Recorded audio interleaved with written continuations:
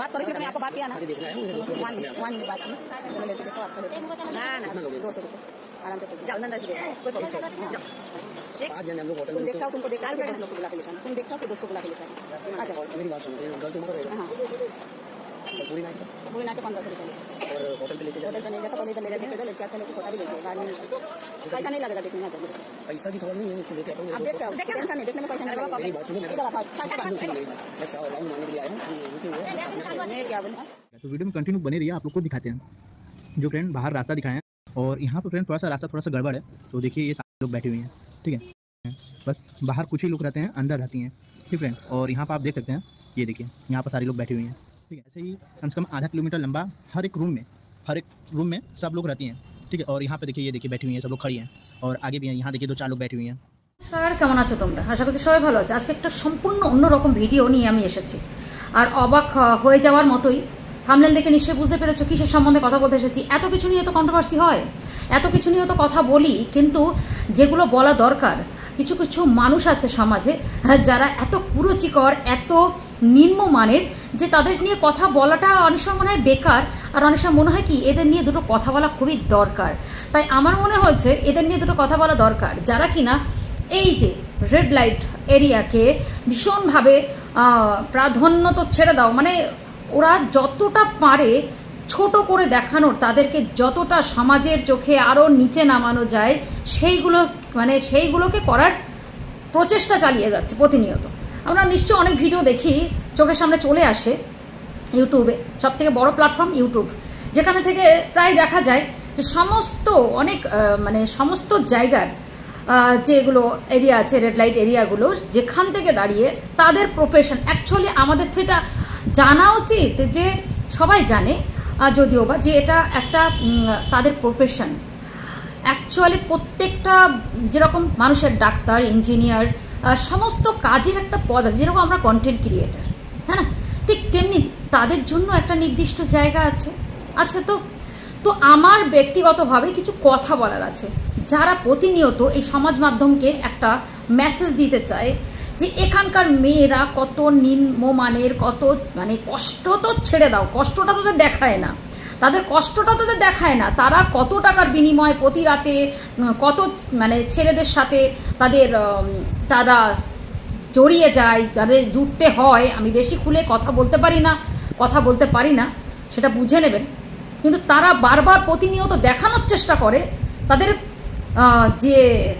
তাদের যে কি বলবো, যৌন ক্ষমতাটা বা তাদের যে কাজটা, কিন্তু তাদের যে কষ্টটা তারা কখনো কারোর সামনে তুলে ধরে না। এটার প্রতিবাদেই আমার আজকে কথা। আমি তাদের জন্য দুটো কথা বলতে চাই, যারা এই জিনিসগুলো সবসময় একটা মাইক নিয়ে তাদেরকে নিজস্ব তারা নিজেদেরকে অনেক বড় বড় সাংবাদিক ভাবে, আদৌ তারা একটা ছোটোখাটো কন্টেন্ট ক্রিয়েটার, ছোটোখাটোই বলবো, যাদের মানসিকতা ছোট হয় তারা যতই বড় কন্টেন্ট ক্রিয়েটার হোক না কেন তাদেরকে আমি মানি না, এটা আমার ব্যক্তিগত ওপিনিয়ন। তাই তারা নিজেদেরকে অনেক বড় সেলিব্রিটি কন্টেন্ট ক্রিয়েটার ভাবে, তাই তারা রেড লাইটের মতো জায়গায় গিয়ে তাদেরকে ছোট করতে চায়, তাদের সাথে কথা বলতে যায়, তাদের সাথে সমস্ত রেট জানতে যায়, সমস্ত কিছু জানতে যায়, তাদের কষ্টটা জানতে যায় না। তাদের ভিউজের নেশায় তারা নিজেরা চলে যাচ্ছে সেই জায়গায়, কিন্তু তাদের নিয়ে আলোচনা তাদের সবসময় থাকে। তাদের ভিডিওর কন্টেন্ট হিসেবে শুধু রেড লাইট এরিয়ার মেয়েরা, ভেরি গুড। তাদের কষ্টটা জানার মতো ক্ষমতা আপনাদের মতো পুরুষদের নেই। তারা যে প্রতিনিয়ত তাদের কিছু ইন্টারভিউ আছে আমরা দেখি, যারা কিনা তুলে ধরে তাদের বেদনাটা, তাদের কষ্টটা, তারা কিভাবে এখানে এসে পৌঁছিয়েছে, কিসের জন্য এসে পৌঁছিয়েছে। তারা প্রতিনিয়ত তাদের যে কষ্টটা, যারা মানসিকভাবে শারীরিকভাবে কষ্টে আছে, তাদের একটা আফটার এজ তাদের কি হতে পারে, তারা কিসের আশঙ্কাতে সবসময় ভুগতে থাকে, তাদের সন্তান, তারা সারাক্ষণ তাদের ভালোর দিকটা তাদের তুলে ধরে না, সারাক্ষণ খারাপ দিকটা তুলে ধরে। বলছি মহোদয় যারা বড় বড় এই যে যারা সাংবাদিক আর কি যান সেখানে, তো আমি তাদেরকে একটা কথা বলি, রেড লাইট এরিয়ার মেয়েরা আপনাদের চোখে অনেক ছোট, খারাপ, মেনেই নিলাম। আচ্ছা বলছি, যারা ওরা তো 4টে দেয়ালের মধ্যে কারোর সুখ দুঃখ কিনছে, বেচছে, তাই না, বাধ্য হয়ে, একান্তই নিতান্তই বাধ্য হয়ে, হ্যাঁ না, আমরা অনেক ইন্টারভিউতে দেখে থাকি, তাই না? কিন্তু ব্যাপারটা হচ্ছে আপনাদের কি চোখে পড়ে না প্রতিনিয়ত এই ইউটিউবের মতো বড় একটা প্ল্যাটফর্মে, ফেসবুকের মতো একটা বড় প্ল্যাটফর্মে, যেখান থেকে দাঁড়িয়ে দুপুরবেলা, রাত্রিবেলা, রাত 11টার পর 12টার পরে ঘরের বউরা, কিছু কিছু ঘরের বউরা, কিছু মেয়েরা তাদের প্রতিনিয়ত মানে যে যৌন শক্তি প্রকাশ করছে, ইভেন তাদের হাজব্যান্ডরা নিজেরা থেকে ক্যামেরা করছে, নিজেরা পাশে বসে বসে যেগুলো অঙ্গি ভঙ্গি বা যেরকম কি বলবো অ্যাক্টিভিটিস আর কি, বুঝতে পেরেছেন তো, অ্যাক্টিভিটিস করছে। আপনাদের এটা নিয়ে প্রতিবাদ কেন হয় না? ওরা তো 4টে দেয়ালের মধ্যে নিজেদেরকে বিক্রি করছে, প্রতিনিয়ত চোখের জল ফেলে প্রতিনিয়ত নিজেদেরকে বিক্রি করছে দুটো পয়সার জন্য, বাঁচার জন্যে। আপনারা বলুন তো, এই যে ঘরের বোঝাদের, ওদের তো সংসার নেই, ওদের তো নিজস্ব কোনো কিছু আইডেন্টিটি নেই। এই পতিতালয়ের মহিলাদের কথা বলছি, কিন্তু যাদের আইডেন্টিটি আছে, তারা শাখা সিঁদুর মঙ্গলসূত্র পরে কিছু কিছু ঘরের বউয়েরা রাতের অন্ধকারে, রাত্রির 11টা 12টার পর প্রতিনিয়ত সোশ্যাল মিডিয়ার মধ্যে যেভাবে লাইভ টেলিকাস্ট করছে নিজেদেরকে, তারা তো বহিরাগত বা বেশ্যা। আই এম সরি, বাট এটা আমার বলতে আমি বাধ্য হলাম, এটা তো বহিরাগত বেশ্যা। ওরা তো 4 দেয়ালের মাঝখানে নিজেদের সুখ দুঃখ কিনছে। আপনাদের কি এটা চোখে পড়ে না? তাদের নিয়ে আপনারা ভিডিও করতে পারেন না যে আপনারা কেন করছেন? আপনাদের প্রতিবাদ, আপনাদের যে কথা, তাদের একটু ইন্টারভিউ নিন না যে আপনারা কেন করছেন। আপনাদের সংসার আছে, আপনাদের স্বামী আছে, আপনাদের সন্তান আছে, আপনারা ভরা পৃথিবী পেয়েছেন, মানে পৃথিবীর সমস্ত সুখ পেয়েছেন, আপনারা কেন এইগুলো করছেন? সমাজ মাধ্যমকে খারাপ কেন করছেন? ওরা তো কারো খারাপ করতে আসে না, ওরা তো কারো খারাপটা করতে আসে না। তাহলে কেন প্রতিনিয়ত আপনারা এই রেড লাইট এরিয়ার মেয়ের রেড লাইট পতিতালয় 24 ঘন্টা এই ব্যাখ্যাগুলো দিয়ে তাদেরকে ছোট করেন? আপনার কিসের রাইট আছে? আপনি তাদের রেট জানতে চান? এরা কিসের রেটে করছে? এরা প্রতিনিয়ত, এরাও তো একটা, এদের যে অপরাধটা, যারা সোশ্যাল মিডিয়াতে প্রতিনিয়ত নিজের দেহ ব্যবসা করছে, ভালো ভালো ঘরের বউরা এই কাজের সাথে লিপ্ত আছে। আপনারা নোটিস করেন না? আপনারা দেখতে পান না? কই সে নিয়ে তো কারোর ভিডিও করতে দেখি না, প্রতিবাদ করতে দেখি না। কেন করেন না বলুন তো? কেন করেন না? তারা কি সমাজকে শিক্ষা দিচ্ছে?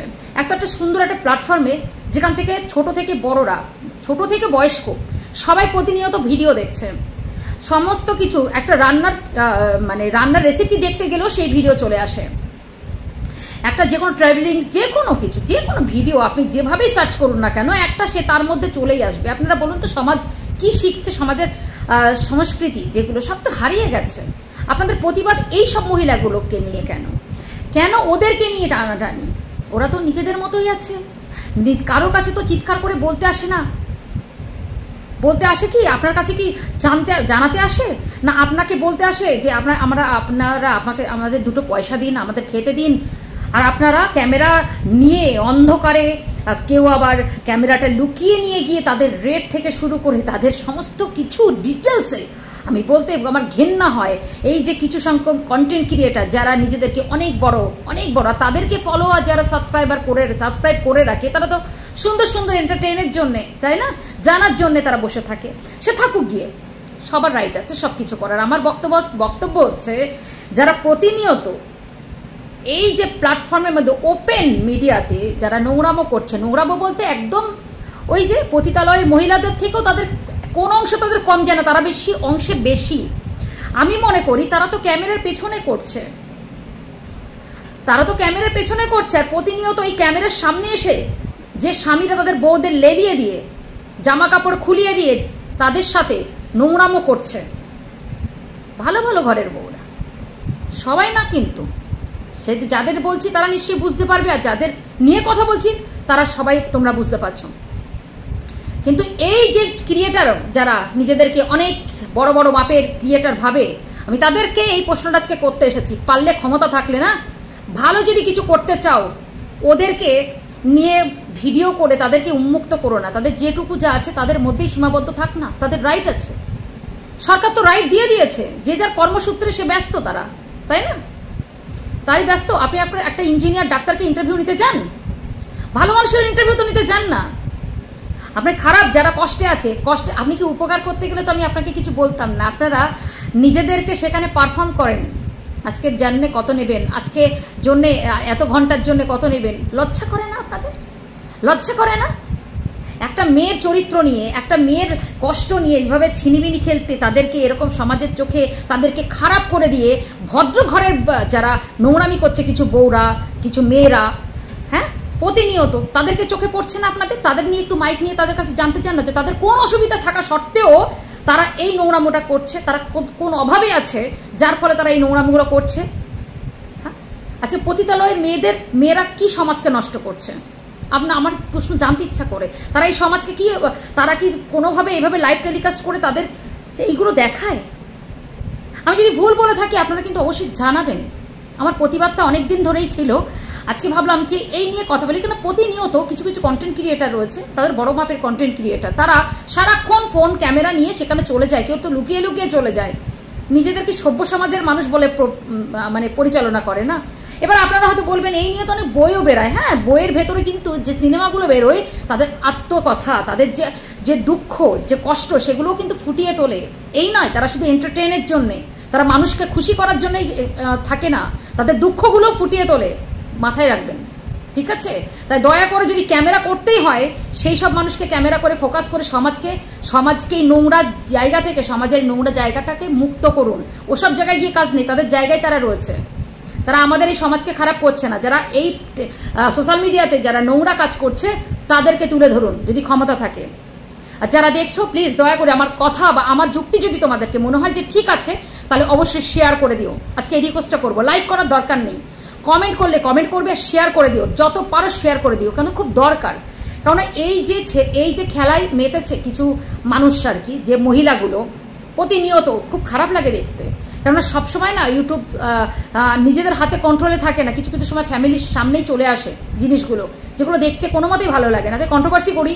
তাই ভাবলাম এইটা নিয়ে একটা কথা বলা খুবই দরকার। খুব খারাপ লাগে যে মানুষগুলো কাউকে ডিস্টার্ব করতে আসে না, তাদের নিয়ে এদের বড্ড সোচ্চার, তাদের নিয়ে বড্ড জ্বালা, তাদের জানার খুব ইচ্ছা।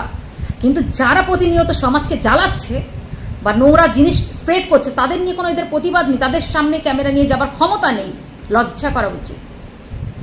ঠিক বললাম কি ভুল বললাম অবশ্যই জানাবেন, সঙ্গে থাকবেন। ভালো লাগলে অবশ্যই বললাম শেয়ার করে দেবেন, প্লিজ শেয়ার করে দেবেন ভিডিওটা। Thank you so much. সবাই ভালো থাকবেন, সুস্থ থাকবেন।